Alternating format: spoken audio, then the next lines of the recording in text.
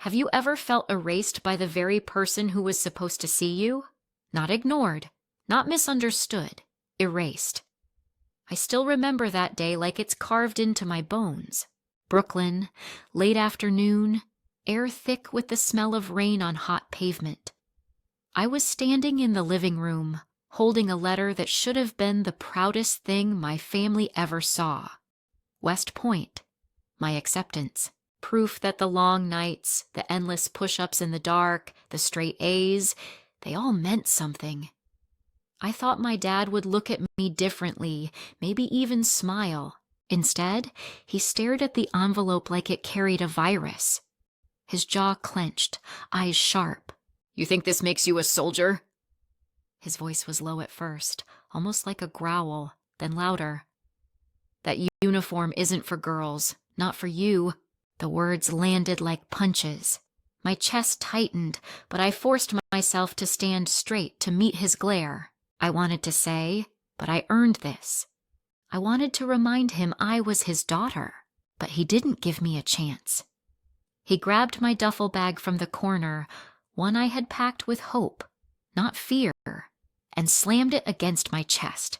"If you walk down that road," he said, pointing toward the door, "don't bother coming back." The slam when the door shut behind me, it wasn't just wood against wood. It was final. It was the sound of a bridge burning, the sound of a bond snapping in half. I froze on the landing, bag cutting into my shoulder. My ears rang with silence. My mom didn't come out, not even a whisper from the kitchen.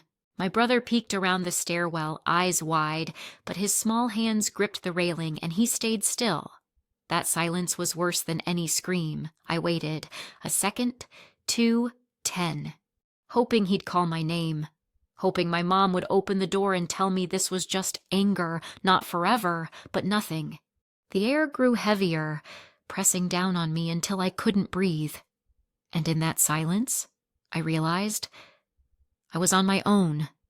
At 17, with nothing but a dream and a bag. Do you know what that feels like? To have the person who raised you look you in the eye and decide you don't belong? It carves something out of you, leaves a hollow that never fully fills. I tightened my grip on the strap of that bag. My heart wanted to collapse, to crumple on those stairs and cry until someone carried me back inside. But another voice pushed through the fear, a voice I barely recognized as my own. Stand up, walk, prove him wrong. So I walked. Each step down those creaky stairs echoed like a drumbeat in my head. Each step was a question. Was I strong enough? Could I really do this without him? Would the world eat me alive? And here's the twist. You never know how much strength you have until the person you need most refuses to lend you theirs. When I stepped outside, the sky had cracked open. Rain started to fall, cold drops hitting my face, mixing with the tears I didn't want to admit were there. I stood in the doorway of that apartment building, soaked, shivering, staring at the streetlights flickering on. That was the first moment I felt completely invisible. No one came after me, no one called my name. But here's the thing, sometimes invisibility is fuel. Sometimes being erased forces you to write yourself back in. I gripped that duffel tighter, looked down the block, and whispered out loud, to no one, "This isn't the end, it's the start. Tell me, if your father told you that you weren't his child anymore, what would you do?" The door slammed behind me, but the echo didn't stop. It followed me down the stairwell, each creak of wood reminding me that I wasn't welcome anymore. I stepped out into the Brooklyn evening with nothing but a duffel bag slung over my shoulder. The city noise felt louder than usual, sirens in the distance, kids yelling on the corner, the rattle of the subway underneath. But inside, I felt a silence so deep it swallowed everything else. I paused under the awning of the building. Rain had begun to drizzle, thin drops sliding down my cheeks, blending with tears I was too stubborn to let show. I had no car waiting, no friend honking from the curb. Just me, a bag, and a road I didn't recognize. Do you know that feeling? When the whole world is moving and you're just stuck? I dragged the bag down the block, sneakers splashing through puddles. The subway entrance glowed like a portal. I swiped the Metro card I had saved for emergencies, walked into the smell of damp concrete and fried food, and sat on a bench. My whole life was inside that suitcase.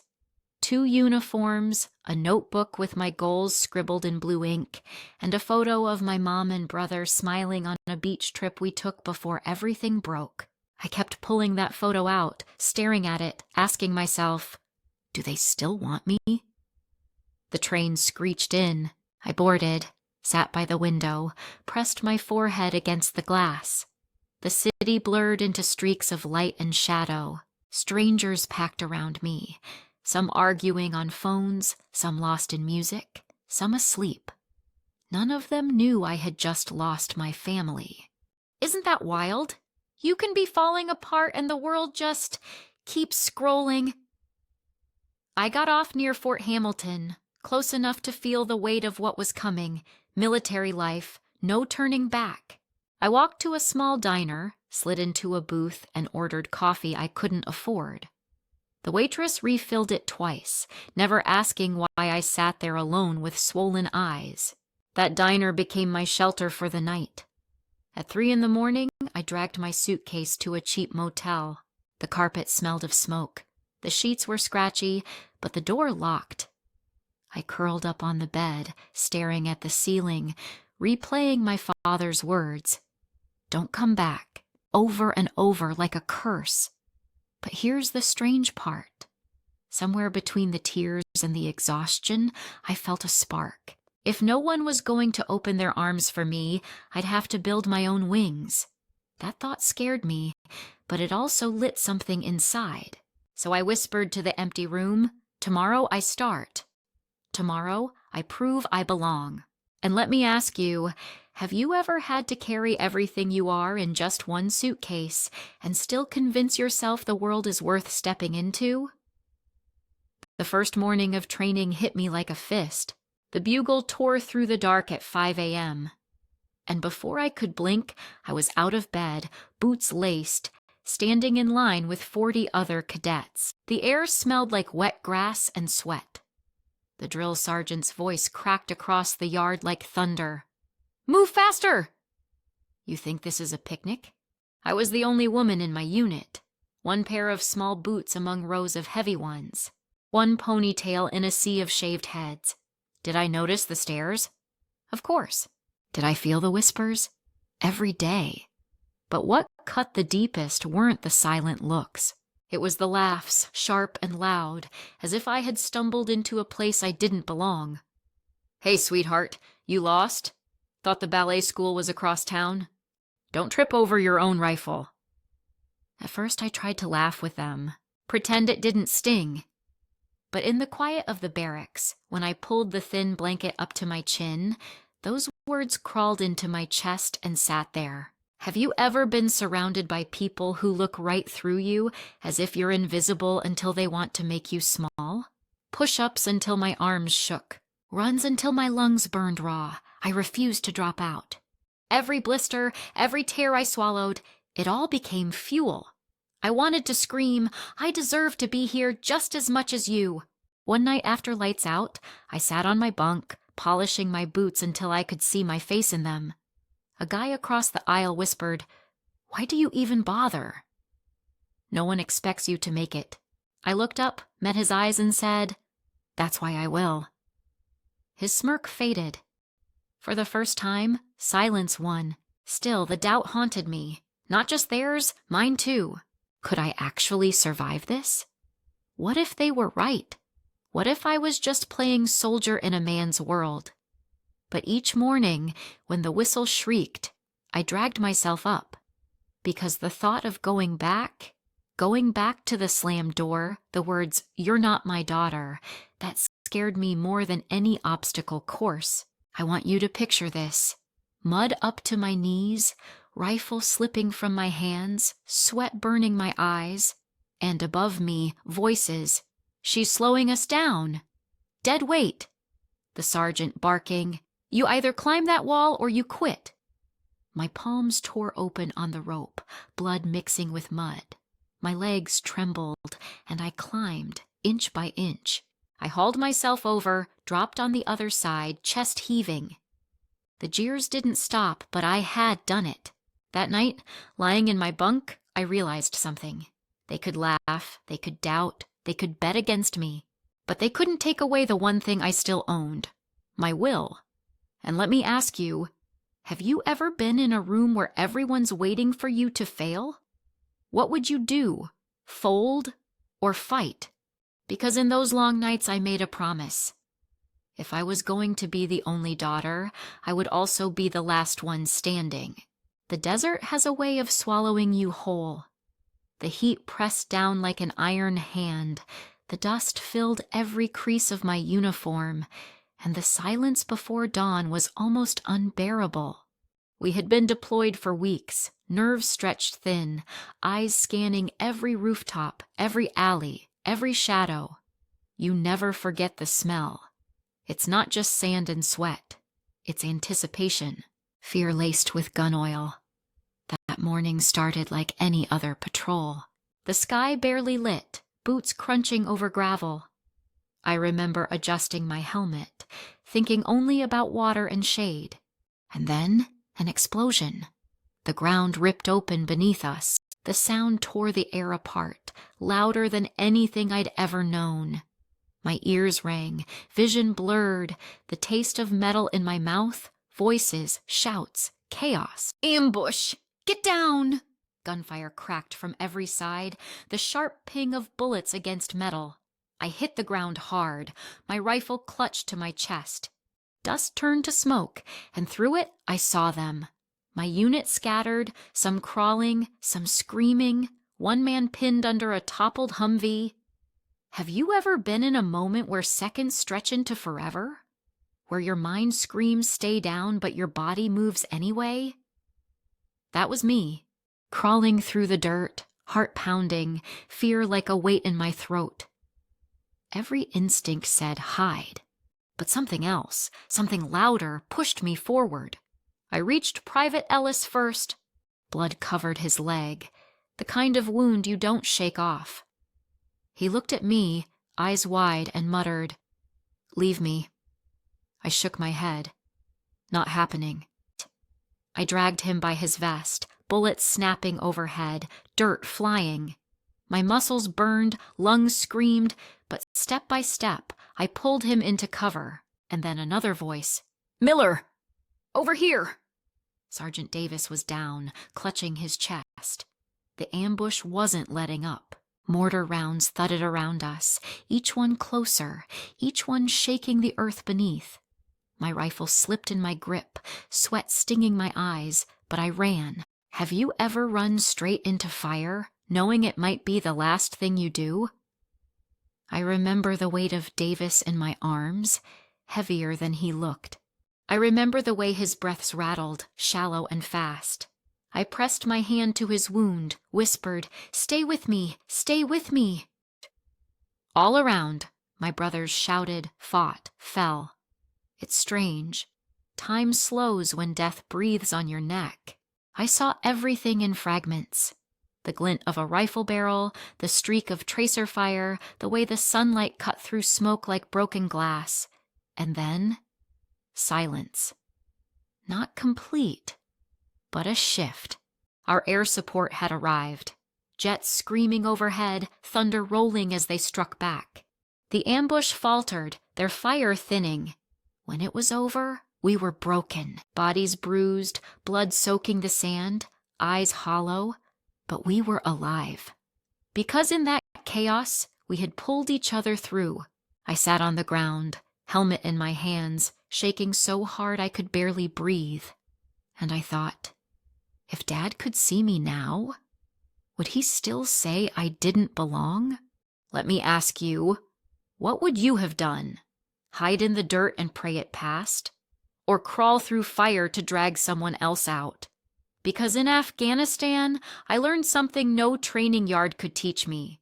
Courage isn't loud. It's not medals or speeches. It's the whisper inside you saying, get up again and again. even when you're terrified. And that whisper? It saved lives that day. After Afghanistan, colors looked different. Food tasted dull.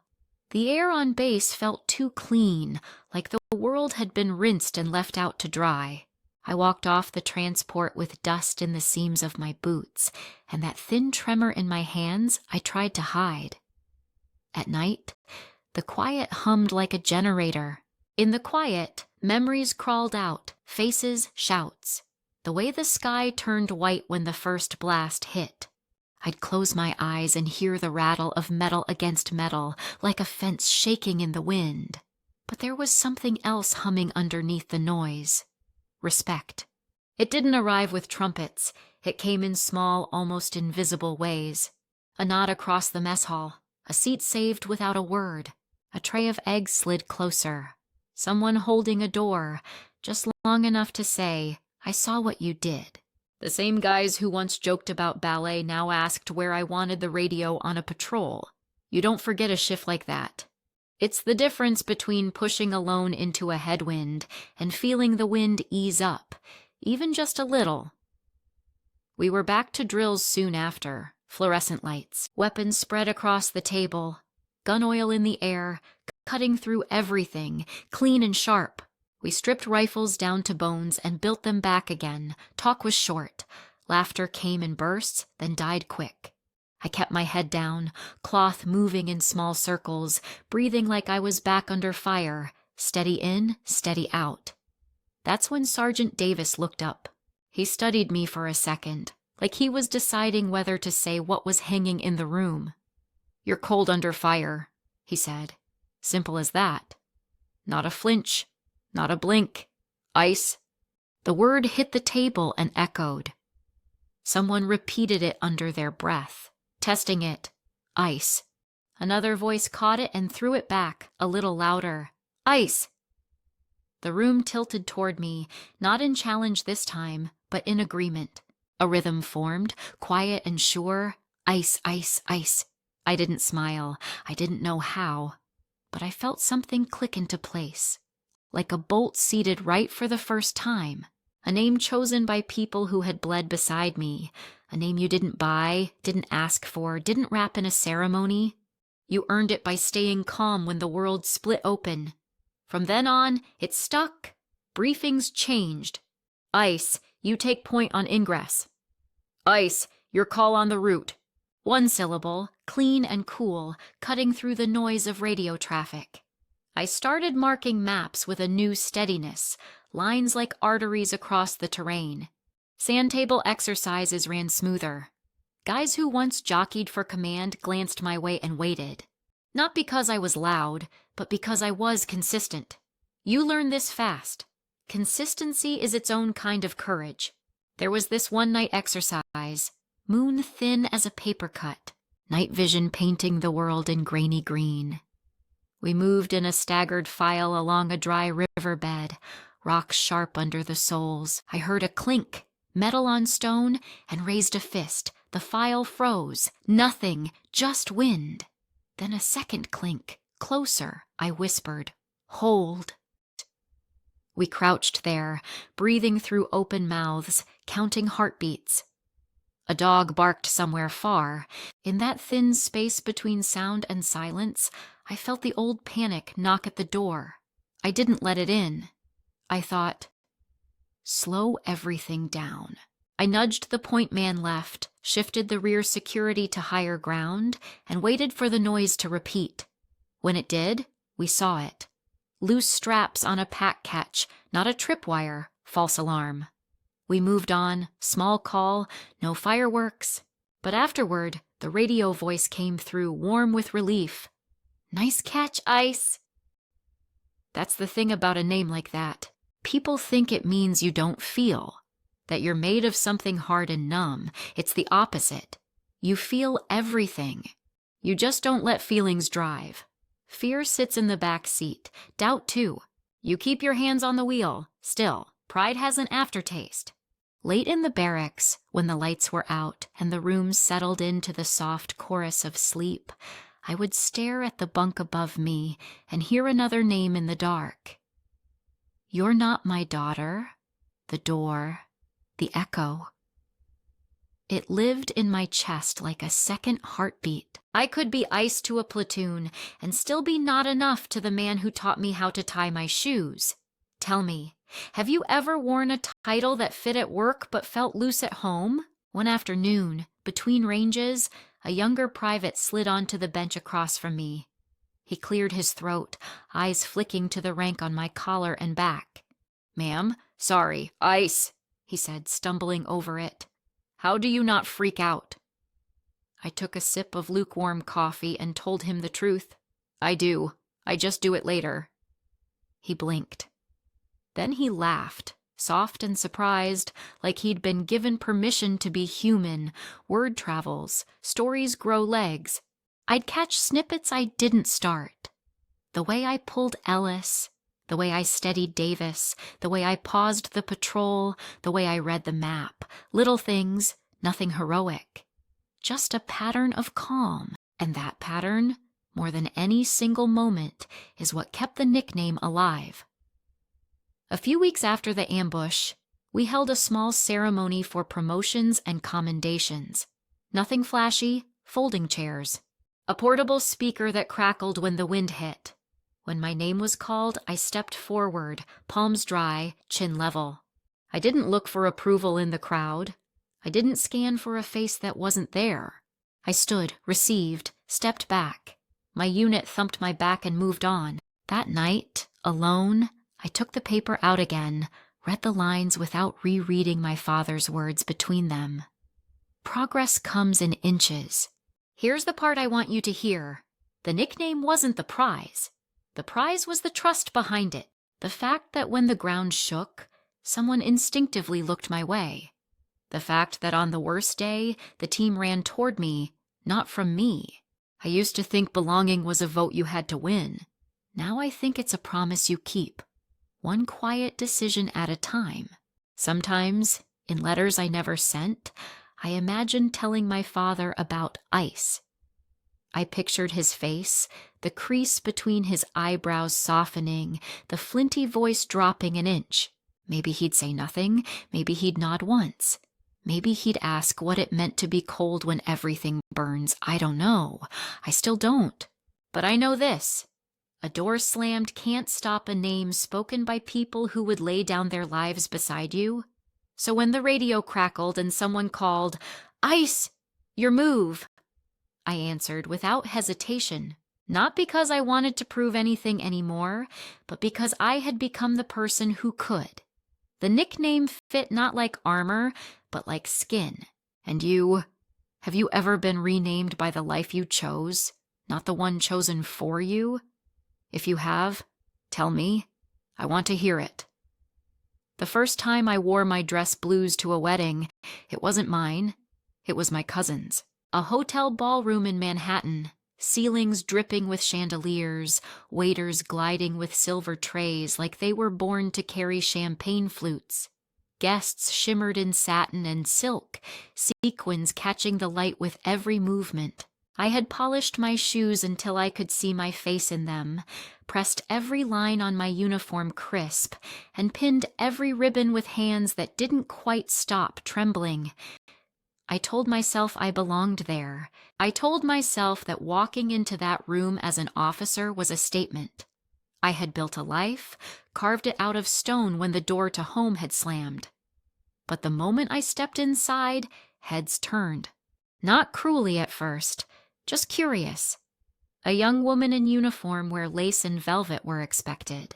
Eyes lingered too long. A whisper floated, sharp as glass. "That's Jessica, right?" The soldier? And then, of course, there was him, my father.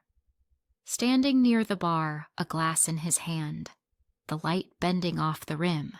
His hair had gone more silver than I remembered, but the posture hadn't changed. Straight spine, jaw tight. He saw me, didn't flinch, didn't smile either. Just a flicker across his face, unreadable. I hadn't planned what I would say. I thought maybe the uniform would speak for me. Maybe the medals pinned to my chest would soften something in him. But when he walked over, weaving through sequins and tuxedos, the air tightened around me. He leaned close enough that only I could hear, though I'm sure the guests nearby caught the tone. "So this is what you wear to family celebrations now?" His voice was low, clipped. "Not a dress, not pearls, no. You come dressed for war, to remind everyone you're not like them." I felt heat climb my neck. My hands itched to ball into fists, but I held them still at my sides. People glanced our way, then quickly turned, pretending to sip, pretending not to listen. Isn't that always the way? The silence of witnesses, polite and suffocating. I wanted to tell him the truth, that this uniform wasn't armor, it was me. It was the years of sweat, the miles run in boots too heavy, the nights I thought I wouldn't wake. It was the friends I had carried out of firefights, and the ghosts I still carried inside. But what came out of my mouth was simpler. "This is who I am." He laughed then. Not loud, not joyful, a short exhale that bent like a knife. "Who you are is a disappointment," he said, before lifting the glass and walking away. I stood there, rooted, the chatter around me muffled like I was underwater. A string quartet played something light and sweet, but it felt like static against my skin. For a moment the room shrank, chandeliers blurred. My pulse roared in my ears. And in that roar, a flashback. The door slamming all those years ago, his words cutting through me like shrapnel. "You're not my daughter. You ever been hit with the same wound twice? Different place, different time, but the same sharp edge?" That's what it felt like. I excused myself, slipping onto the terrace. The city lights burned cold and white against the night sky. Horns blared from far below, tiny reminders that life kept moving whether or not you belonged. I pressed my palms to the railing, metal biting my skin, and breathed in, out, slow. The way I had in Afghanistan when panic clawed at the edges. Inside, laughter burst. Someone clinked a glass for a toast. I could have stayed out there hidden in the hum of the city, but I didn't. I walked back in, head high, uniform sharp. If he wanted me to disappear, I wouldn't give him that. A bridesmaid caught my arm as I slipped back to my seat. "You look amazing," she whispered, eyes wide with something close to awe. Maybe it wasn't pity. Maybe it was recognition. I sat, back straight, hands folded, heart still hammering. Around me, guests swirled in dance, in chatter, in champagne bubbles. My father avoided my eyes the rest of the night. But even in that avoidance, I saw it. I had unsettled him, not with rage, with presence. And you? If your parent cut you with words like that, would you leave the room? Or would you stay, just to prove you could? I thought the worst was over. I thought my father's words, sharp, cold, meant to slice, would be the last wound of that night. But I was wrong, because what happened next was something I never saw coming. The bride, radiant in lace and satin, stood in front of the microphone. The music hushed. Guests leaned forward with smiles, expecting the usual toast. Thank yous to family, sweet words to her new husband. But her voice carried a different weight. She glanced across the room, and her eyes locked on me. "Tonight," she began, "I want to honor someone who embodies courage, sacrifice, and integrity. Someone who has worn a uniform not just for herself, but for every one of us here." My heart stuttered. Surely she couldn't mean... She smiled, warm and steady. "Please rise and join me in celebrating Major General Jessica Miller." For a moment, silence. A heavy suspended second where no one breathed. My fork slipped against the china, loud in the quiet. And then... it happened. Chairs scraped back in unison. Guests stood, dresses rustling, tuxedos shifting. Applause exploded, thunderous, rolling like a wave crashing against the marble walls. Hands clapped, voices cheered, whistles pierced the air. The string quartet without cue shifted into something triumphant. I froze. Every instinct screamed at me to shrink, to vanish, to run. But I didn't. I rose to my feet slowly, pulse hammering in my throat. My uniform felt heavier than ever, the metals gleaming under chandelier light like tiny suns. I looked around. Faces that had studied me with curiosity or pity now glowed with admiration. Some eyes even brimmed with tears. And there, at the edge of it all, sat my father. He didn't stand, not right away. He sat stiff, glass still in his hand, gaze fixed like stone. The applause swelled louder, filling the ballroom, rattling against the chandeliers. For a moment, I thought he would stay seated forever, anchored by his pride. But the strangest thing was, the room didn't care. The ovation wasn't for him. It wasn't about his approval. It was for me. For the years of sweat and grit and loneliness. For every mile in boots, every night under desert stars, every friend I dragged from the fire. And then I realized something. This wasn't about proving him wrong anymore. It was about standing tall in who I had become. The room saw me. Maybe for the first time in my life, I felt seen. I closed my eyes for a second, letting the sound wash over me. It wasn't just applause. It was release. Like every wound, every scar, every word he had thrown at me cracked open and dissolved in the roar of clapping hands. When I opened my eyes, I looked straight at him. He still hadn't moved. His knuckles were white around the stem of his glass, his jaw clenched. But in his eyes, just for a flicker, I saw something break. A shadow of recognition. A man staring at the daughter he had cast out and realizing she had risen higher than he ever dreamed. You ever feel the world tilt under your feet? Like everything you've carried for years suddenly shifts and the weight isn't yours anymore? That's what it was. I smiled then. Not at him. Not at anyone in particular.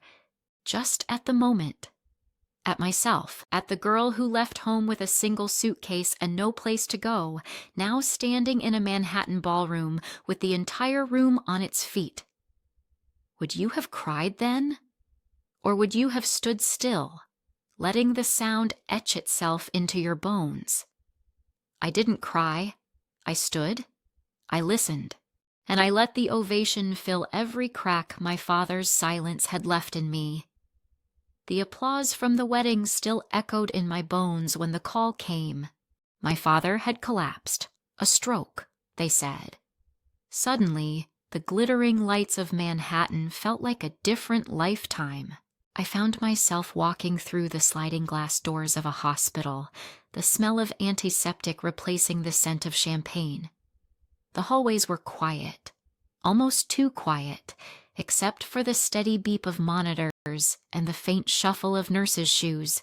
I moved down the corridor with my boots heavy on the tile. You ever notice how hospitals steal the sound from your steps? Like they want to swallow your presence whole. His room was at the end, door half open, lights dim, machines humming softly. I paused before stepping inside, my hand on the cold metal frame. For years, I had imagined what I would say if I ever saw him again like this, vulnerable, broken. Would I demand an apology? Would I shout, cry, crumble? I didn't do any of those things. I just walked in.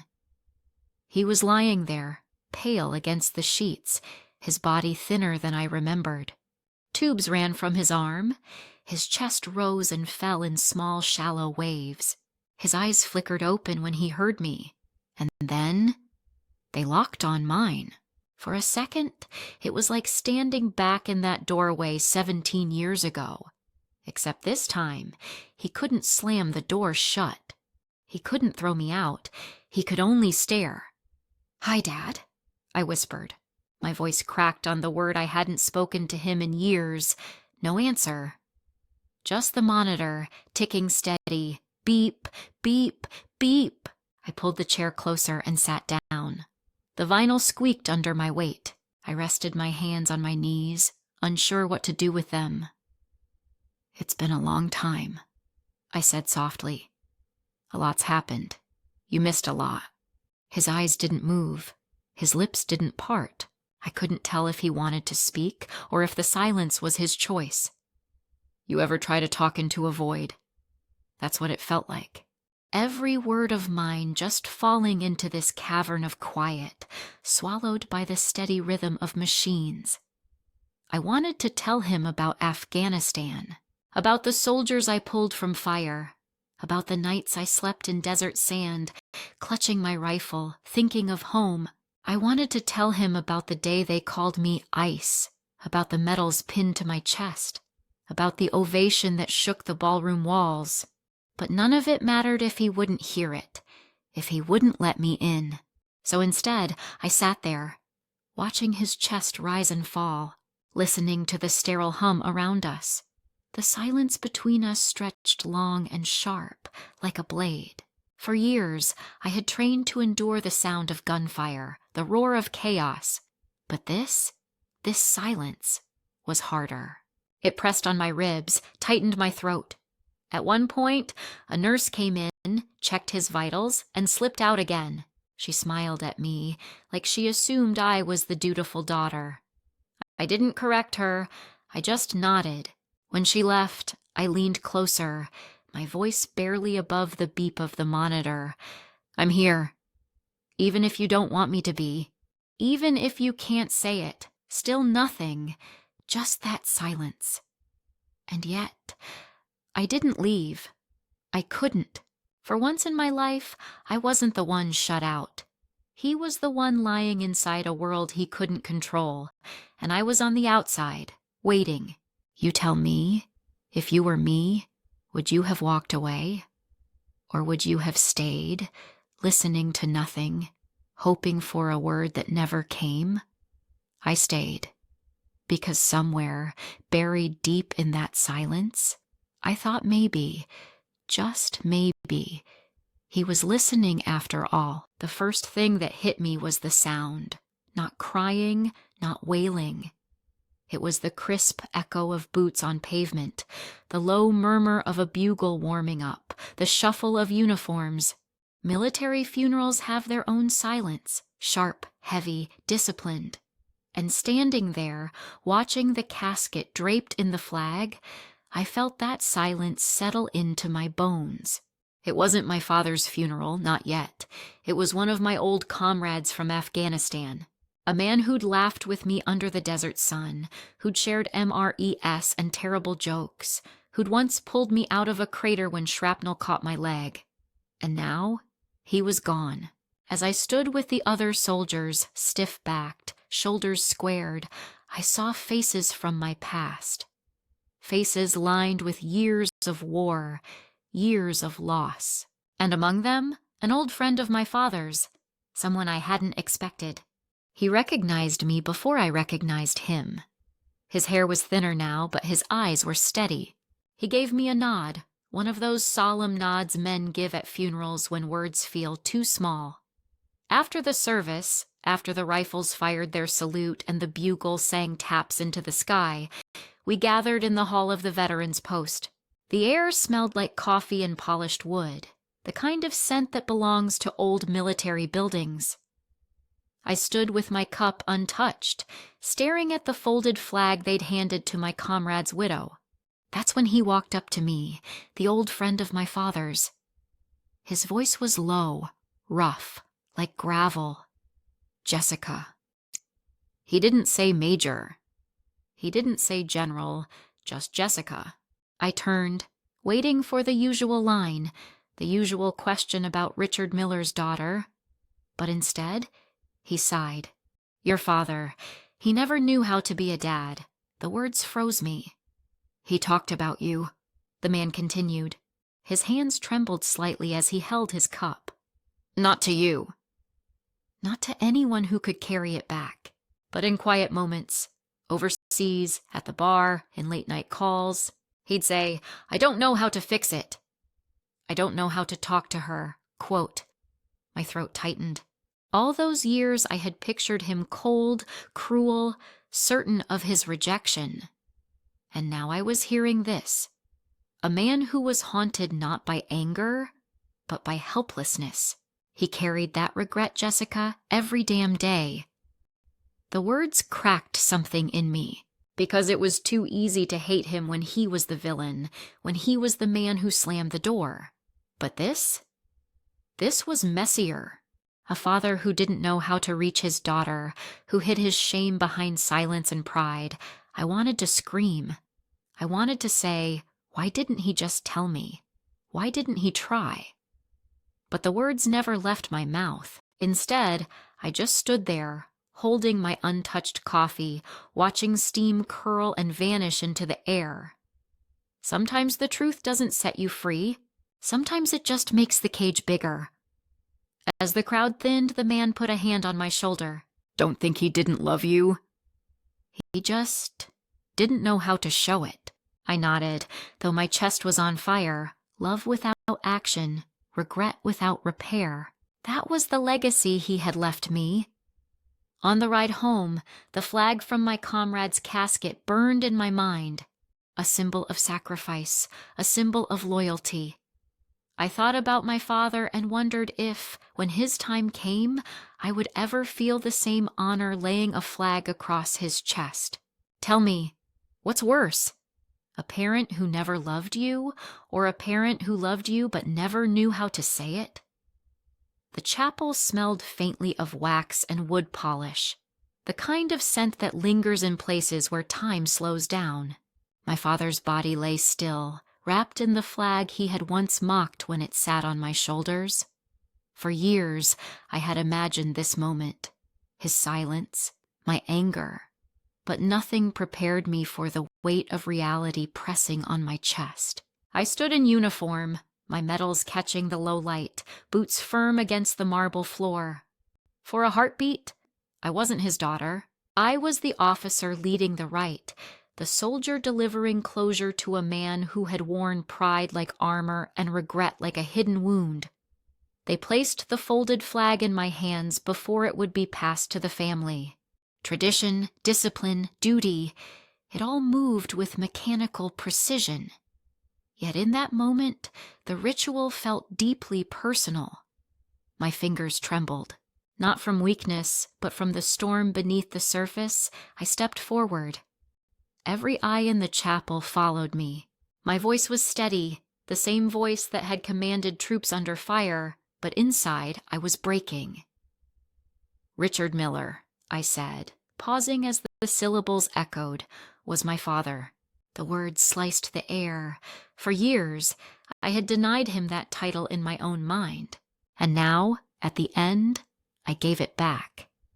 I told them about his silence, his distance, his pride that often felt like rejection. But I also told them what I had learned at that comrade's funeral, that he carried regret heavier than any weapon, that he did love me, but never knew how to speak the language of love. It wasn't forgiveness, not fully. It was acknowledgement.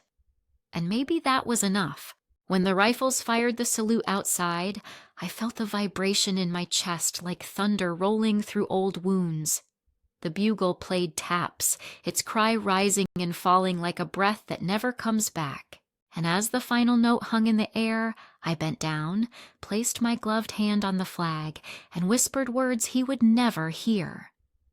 I'm still your daughter, and I served anyway.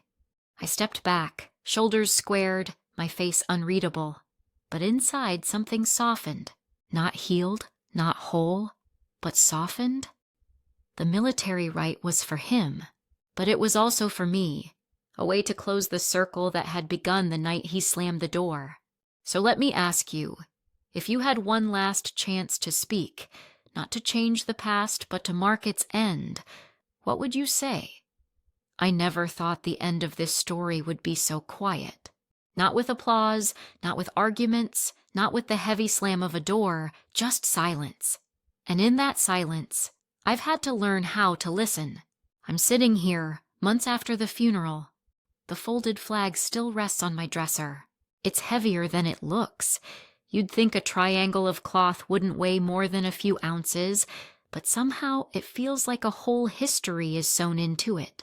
When I hold it, It feels like I'm holding both his rejection and his love, both the words he never said and the words I waited a lifetime to hear. Do you know that feeling? When an object becomes more than what it is? A photo, a jacket, a necklace. Suddenly it's not just cotton or ink or metal, it's memory, it's pain. It's proof you lived through something. That flag is my proof. Sometimes I imagine him watching me, not in some sentimental Hollywood way, more like I picture him in the back of the hall, arms crossed, the same stern expression I grew up with. Would he stand at ease, proud, even if he never said the words? Or would he still look disappointed, even now, even after all the wars I fought that weren't his? The truth is, I'll never know, and that's the hardest part. You think the hardest part is the door slamming, or the insults in front of strangers, or the silence in the hospital room. But no, the hardest part is knowing some questions never get answers. I carry that with me. And yet, here's the strange thing. Somehow, I don't feel broken. I feel steady, like a tree scarred by lightning but still rooted deep in the earth. The scar is there. You can't ignore it. But it doesn't mean the tree falls. If anything, it makes the roots dig deeper. I look back at my younger self, the girl with one suitcase in Brooklyn, the cadet mocked by her peers, the soldier ducking under fire in Afghanistan. Would she believe we'd stand here today? Major General, my name read out in a ballroom where everyone rose to their feet except him. And yet even his stillness told a story. Even his silence forced me to speak louder, live stronger, fight harder. Maybe that's what fathers do. In their own flawed, broken ways, they shape you. Sometimes by holding you up. Sometimes by pushing you out. Do I forgive him? That's the question you're probably waiting for. And honestly, I don't have a simple answer. Forgiveness isn't a switch you flip. It's not a medal you pin on your chest and declare victory. It's a process. Some days I think I've forgiven him. Other days the old anger comes back sharp, like shrapnel under the skin. But here's what I've decided. I won't let bitterness be my inheritance. He gave me enough of that already. I refuse to carry more. So instead, I salute. Not because he earned it, but because I did. Because choosing to honor him, even with all his failures, frees me from being chained to them. And maybe that's the final lesson, that sometimes the salute isn't for the person you're saluting, it's for yourself. I want to ask you something. If you had someone in your life, parent, partner, friend, who couldn't give you the words you craved, would you still find a way to stand tall, to salute anyway? Or would you let the silence crush you? Because that's the choice we all get. Every single one of us, I chose to rise. I chose to keep fighting, not against him anymore, but for myself, for the people who stood with me when he wouldn't, for the brothers and sisters who called me ice, not to wound me, but to honor me, for the young cadets who whisper that they want to be like me someday. For all of them, I stand. The story isn't perfect, neither was he, neither am I. But maybe that's what makes it worth telling. Not because it ties into a neat bow, but because it doesn't. Because life rarely does. And maybe, just maybe, that's where the beauty is. In the jagged edges, in the unanswered questions, in the weight of a folded flag that somehow feels like both an ending and a beginning. So here's how I'll close. Not with tears, not with bitterness, not with applause, but with a salute, a final one, straight-backed, steady. To him, yes. But more than that, to every broken bond, every slammed door, every silence that tried to define me. Because I know now, silence doesn't define you, you define you. I don't usually write letters, not the old-fashioned kind. Not the ones you fold and slip into an envelope. My world has always been orders, reports, after-action reviews, words stripped of feeling, but this is different. This is the letter I never sent, to him, to Richard, to my father. I started writing it weeks after the funeral. The folded flag sat across from me on the dresser, daring me to put something on paper. I remember staring at the blank page for hours. How do you write to someone who can't answer? How do you begin? Dear Dad? Richard? Nothing felt right. Every opening was either too formal, too bitter, or too broken. So I just started with the truth. I don't know what to call you anymore. That first line was ugly, honest. Maybe that's why I kept going. I poured out years I had carried like armor. The night he slammed the door, the silence at West Point, the way I used to imagine him in the stands during parades, even though I knew he wasn't there. I wrote about the firefight in Afghanistan, how I carried 2 soldiers on my back and dragged another by his vest, how the sound of gunfire still echoes when I try to sleep, and how I wanted, just once, for him to know that his daughter didn't break. But every time I got to that part, my pen froze. Because what I really wanted wasn't for him to know, it was for him to say, to tell me he was proud. And that sentence never made it onto the page, because I knew I'd never hear it. Have you ever written a letter like that? One that isn't meant to be sent? It's like screaming into a canyon. You don't do it because you expect an answer. You do it because you need to hear the echo I kept writing. Memories spilled out like water breaking through a dam. His laugh when I was 5. The smell of his aftershave. The way he used to grip the steering wheel too tight when we drove in silence. And then the darker things, the sting of his words, the way my chest ached walking away from that slammed door, the look on his face at the wedding when he sneered in front of everyone. You know what surprised me? By the time I finished, the letter wasn't just about him, it was about me, about the weight I carried, about the girl who needed her father's voice and the woman who survived without it. I never mailed it, of course. Where would I send it? But sometimes I read it out loud to myself. It's my reminder that silence doesn't erase truth, it only delays it. And here's the strangest twist. A few weeks later, I found his handwriting. Not a letter to me. He never got that far. But in his desk drawer, tucked inside an old cigar box, there was a notebook, half filled with scrawled lines, uneven ink, words scratched out. I almost didn't open it. I thought it'd just be numbers, bills, maybe nonsense. But then I saw my name, Jessica. My chest tightened. I read every shaky sentence.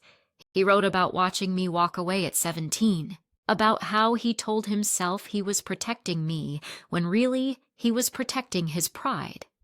He wrote about hearing rumors from neighbors that his daughter was excelling at West Point. He wrote that he couldn't bring himself to say it out loud because once you admit you were wrong, you can't undo the years of being silent. And then the line that gutted me, I don't know how to be her father anymore. Not, I don't want to. Not, she isn't mine. Just, he didn't know how. Do you see the difference? For years I thought his silence was rejection. But maybe it was confusion, fear, failure, and yes, that doesn't excuse it. It doesn't heal the wounds, but it explains something. And sometimes, explanation is the first step toward forgiveness. I put my letter and his notebook together in the same drawer side by side. 2 halves of a conversation that never happened. 2 voices, missing each other by inches. Maybe that's what so many families are. Unfinished conversations, letters never sent. Words stuck in throats until it's too late. So I'll ask you this. Who do you need to write to? Who's holding silence where there should have been words? Because if this story teaches me anything, it's that silence is not protection. It's corrosion. It eats away at everything until you're left with regret. Don't wait. Don't wait for funerals, or folded flags, or cigar boxes full of unsent thoughts. Say it now, write it now, send it now. I never got to hear my father say he was proud. But I can say this. I'm proud of me. Proud of the girl with the suitcase. Proud of the cadet who took the hits and stood back up. Proud of the soldier who earned the name Ice. Proud of the officer who walked into a ballroom in uniform and held her ground. And maybe, just maybe, he was proud too, in his own broken, unfinished way. So this is the letter I never sent. And maybe it doesn't matter if he reads it. Maybe what matters is that I finally wrote it. Because sometimes the act of writing is the act of healing. And maybe the echo is enough.